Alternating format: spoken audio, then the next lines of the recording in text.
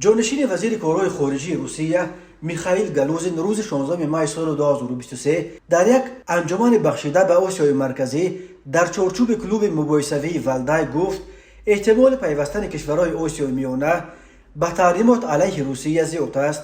او افزود بعضی از کشورهای آسیای میانه از به دوشگیری مسئولیت‌ها ترسیده آماده‌اند تا شوراهای محدود کننده غرب پیروی کنند، ولی به ادعای این منصبدار روس گویا آن کشورهای منطقه که تحریمات غربی را رعایت نمی‌کنند از رعایت کردنشان دیده ضرر زیادتر خواهند دید. او شرح نداده است که چگونه رعایت نمودن تحریمات کشورهای غربی به ضرر کشورهای آسیای میانه انجام می‌شود.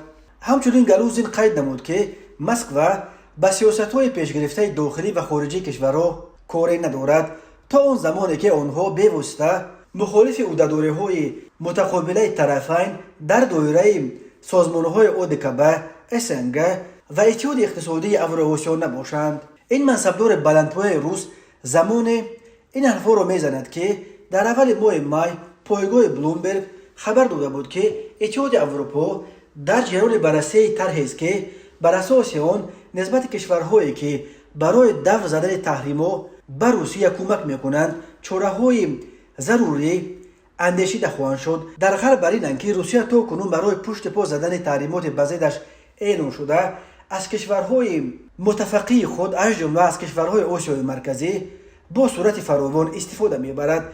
بنا به گفته سردار خدمات فدرالی گمرک روسیه تا آخر سال 2022 روسیه با پشت پا زدن تحریمات کشورهای غربی توانسته است در عموم به مبلغ 20 میلیارد دلار محصولات تحت تحریم را وارد خاک کشور کند. روزنامه فاینانشال تایمز می نویسد که از اول جنگ ضد اوکراین کالاهای اروپایی به مبلغ 2 میلیارد دلار می بایست توسط قلمرو روسیه به صورت ترانزیتی به کشورهای چون ارمنستان، قزاقستان و قرقیزستان می رسید، ولی در راه از نصف زیاد این محصولات غیب زد. در اروپا بر آن نظرند که این محصولات در روسیه باقی مانده است. امریکا از ماه اپریل سال 2023 نسبت به چند شرکت خطایی ارمنستان و ازبکستان محدودیت جاری نموده به کشورهای چون قزاقستان، قرقیزستان، ترکمنستان و تاجیکستان آگاهی داده بود که در حالت کمکشان به روسیه برای دور زدن تحریم ها نسبت به آنها چاره‌های جدی می‌اندیشد. رسانه‌های تاجیکستان نوشته بودند که در 3 ماه اول سال 2023 تاجیکستان صادرات خود را به روسیه 50% افزایش داده است.